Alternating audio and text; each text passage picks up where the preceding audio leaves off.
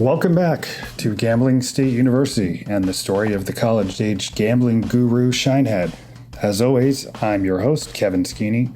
When you become fascinated with something, you tend to notice patterns, and when it came to sports gambling and fellow college students, Shinehead was beginning to see patterns everywhere.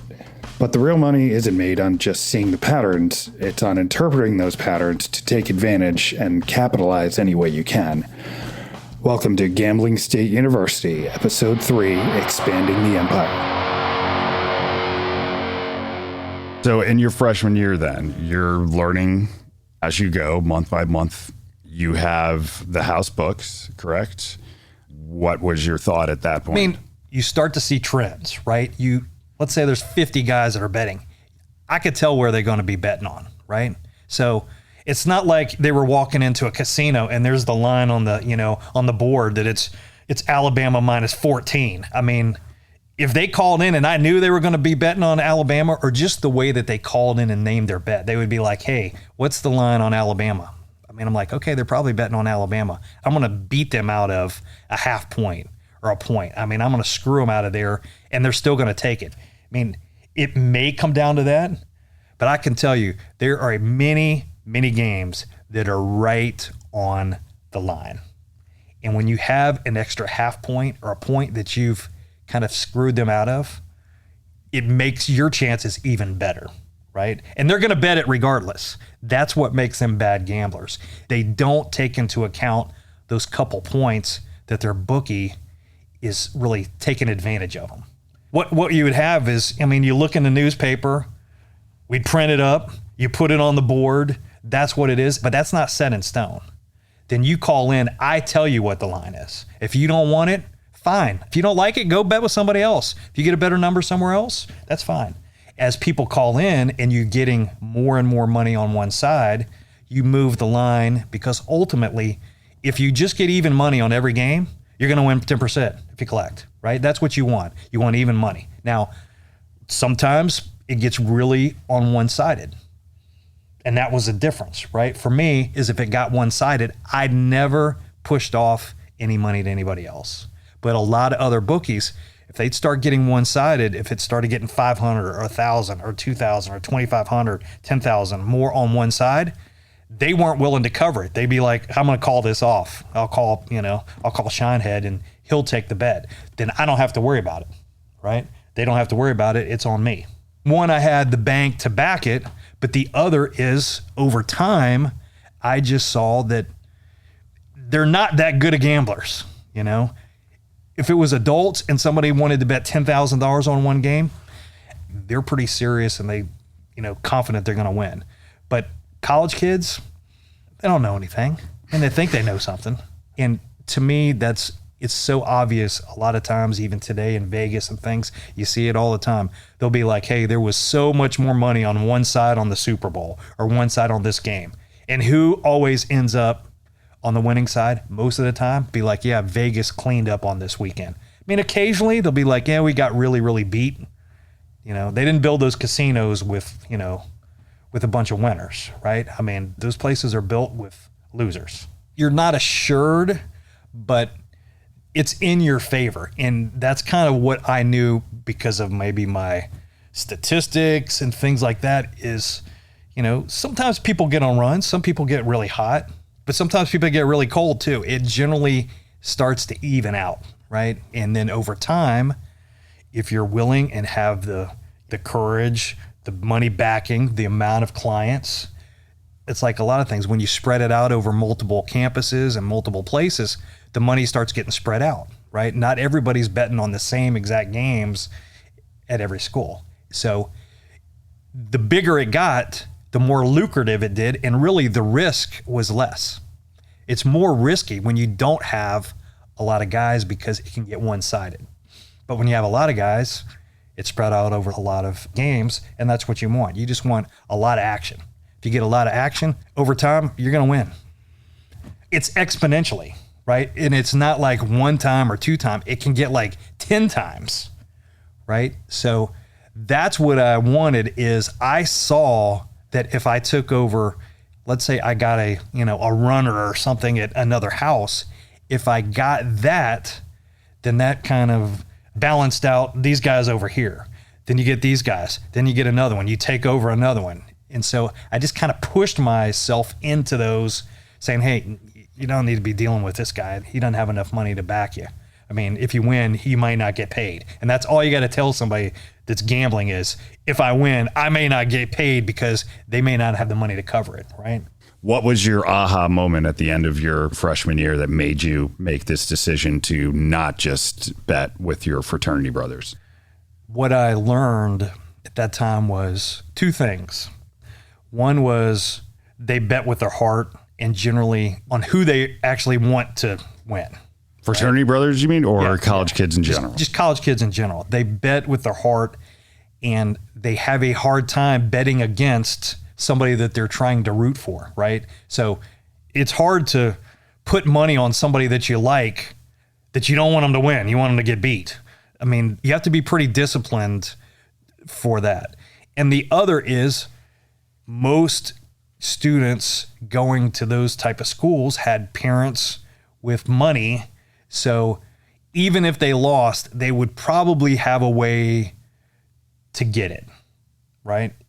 They may roundabout ask their parents for it, but they would somehow manipulate how they got their money from their parents to pay, you know? And generally the one was tuition that you paid for. That wasn't for this upcoming quarter. That was for last quarter. So we still have to pay tuition for next semester, right? So I've heard that story like 100 times. Those were the ones that they would find their way into getting money, right? You know?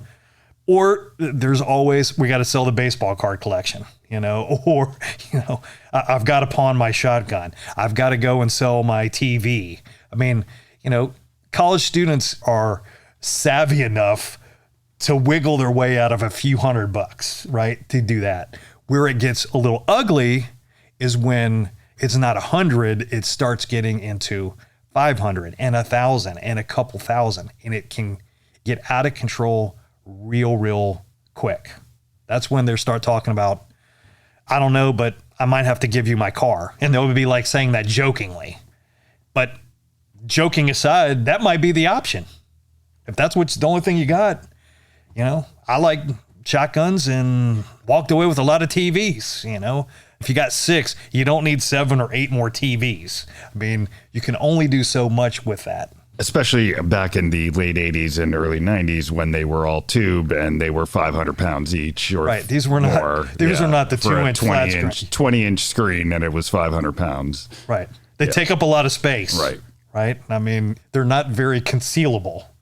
But sometimes if that's all they have and you just want to set the tone and let their friends and everybody know that, yeah, you're going to have to pay one way or the other. If somebody rolls in there and you're getting some collectors come and roll and he's looking and you're like, I don't have any money. And he's like, well, that TV looks pretty good.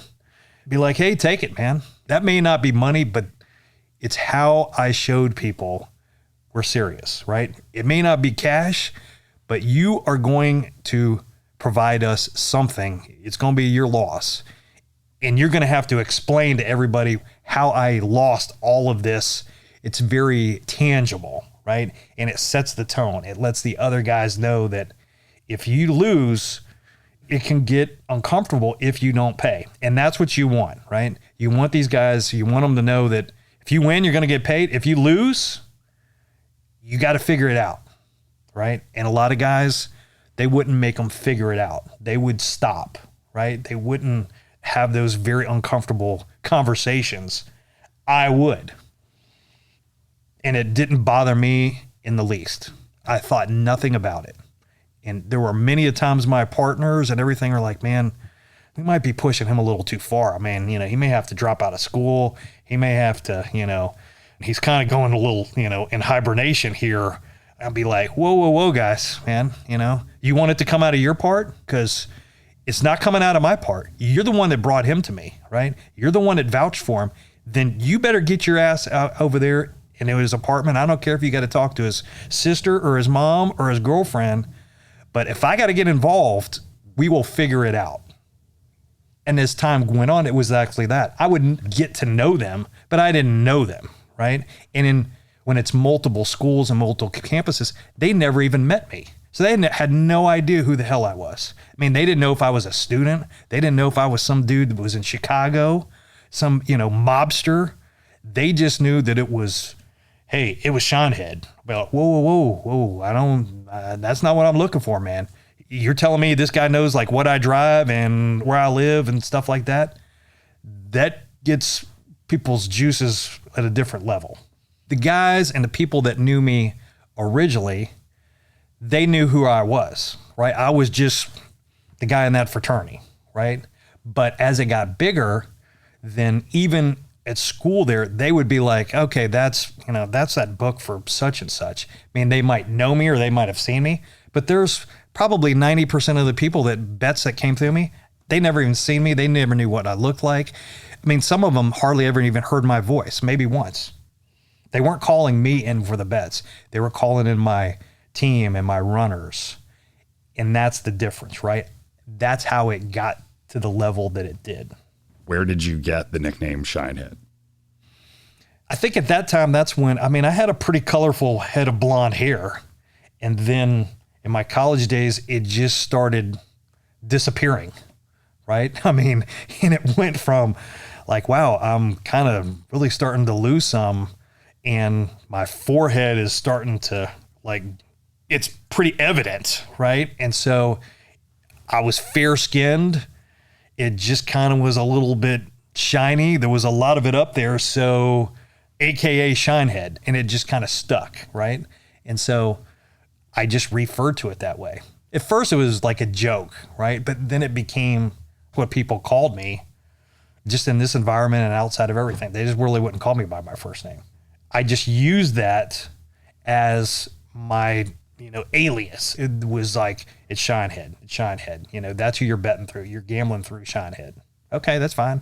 We know he's got pretty big operations, so that's fine. And I just kept pushing the boundaries, pushing more smaller books out, or I would give them the option, be like, hey, if you work for me or you be my runner at this house or this 3 or 4 houses, I'll cover your bets. You're in a no-lose situation. I'll cover everything. I'll take a big chunk of the piece. I'll give you a piece. Just keep bringing me the clients. Keep bringing me the guys.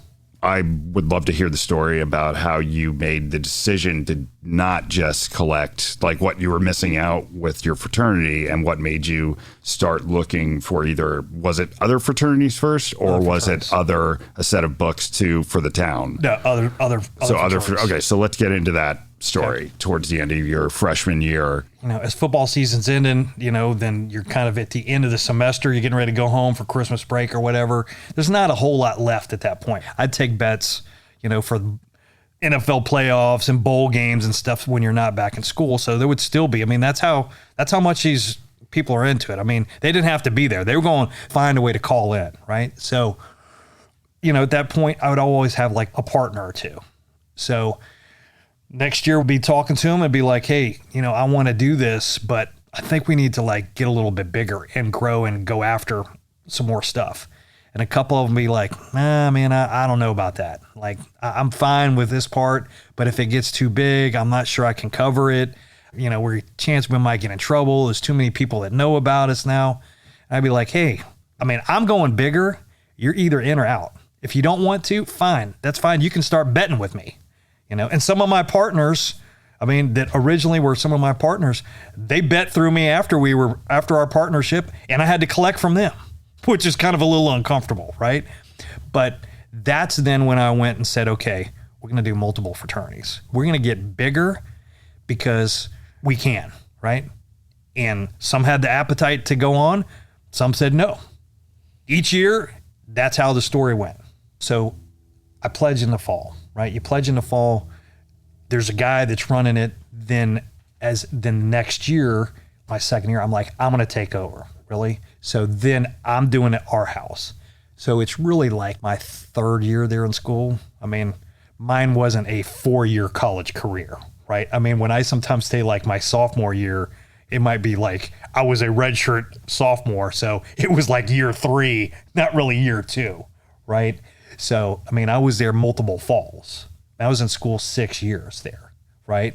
So it's kind of like now, like guys that are playing, like they're a graduate transfer. They've been in college for like 6 years and they're 23 years old and still playing in college, right?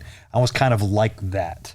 But essentially from that part to the next, I took on taking my fraternity's bets, right? Sprinkled in with some other guys in some other places. My house is looking for who's the bookie this year, right? Oh, it's going to be Shinehead. Okay. All right. That's kind of chronologically how it goes. So then from that fall, then it went to next season. But really, after I did it a full football season, I said, fuck it. You know what? If we can do it for football, why not do it for basketball? I mean, let's do it year round. I mean, what the hell? I mean, instead of just taking bets on Thursday, Saturday, and Sunday and Monday night, now it's like a full-time job. Now, I mean, there's games every day, right? Basketball is a real bitch to be a bookie, but that means there's even more games and more people betting.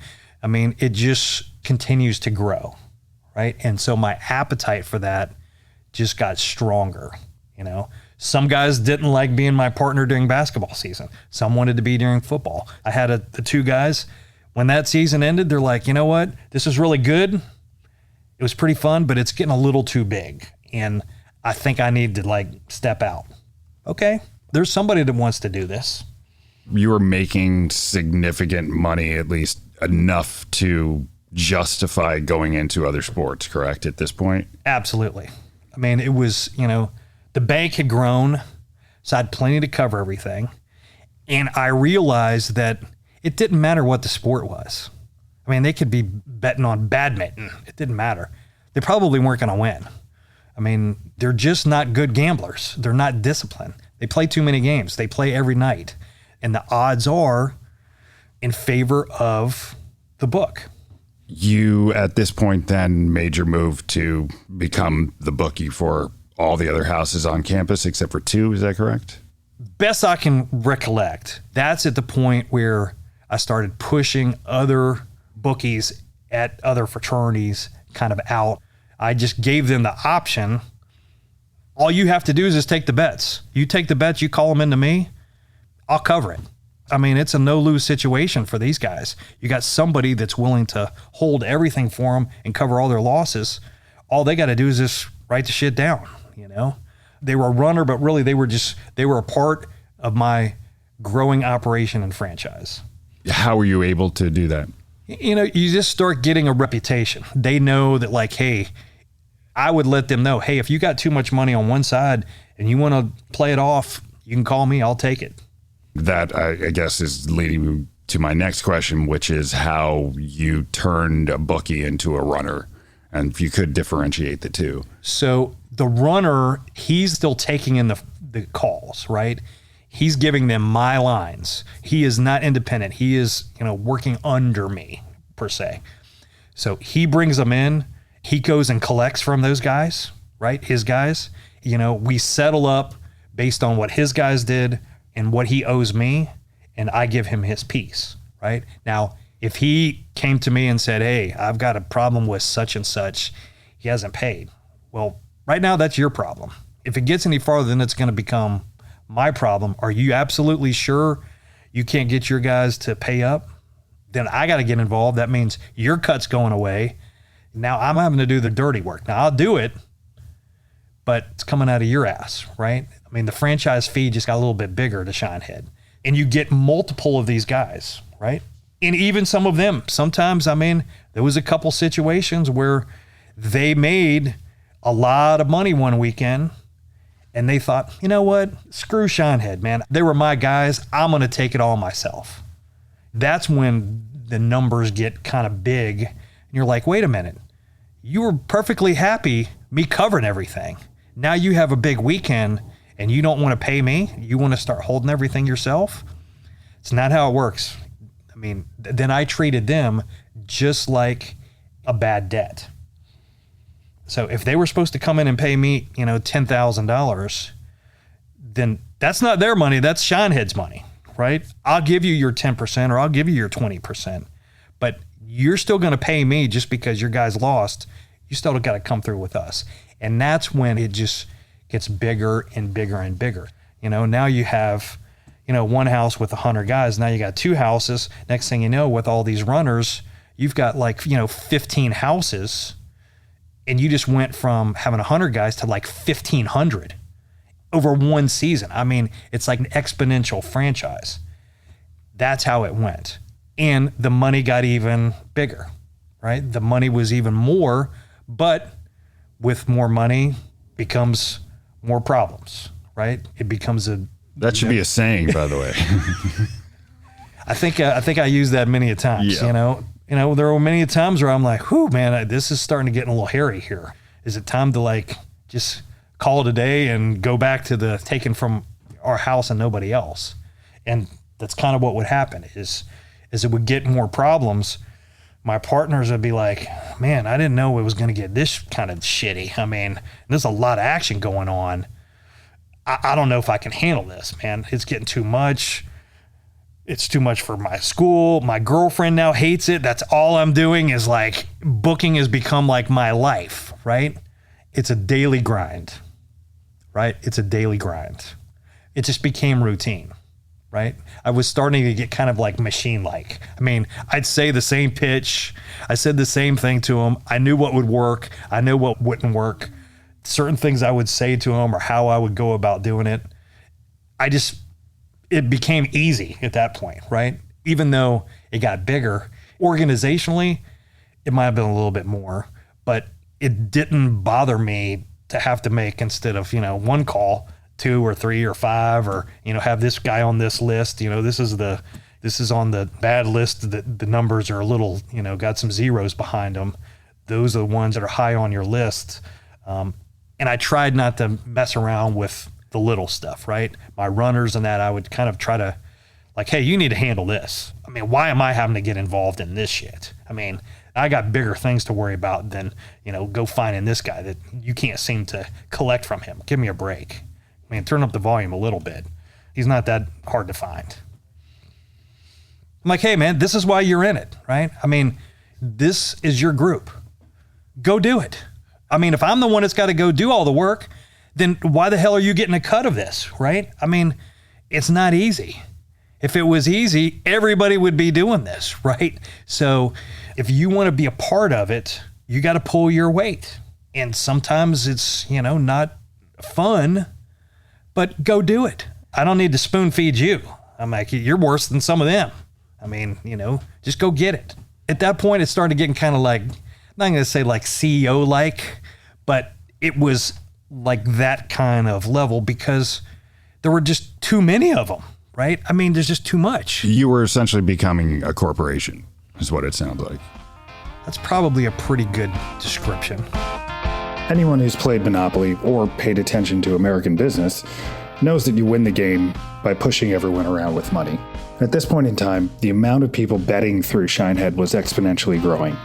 This was no longer a side gig and was quickly becoming a serious full-time job. With bettors now in the thousands, there was no way Shinehead could handle the job himself.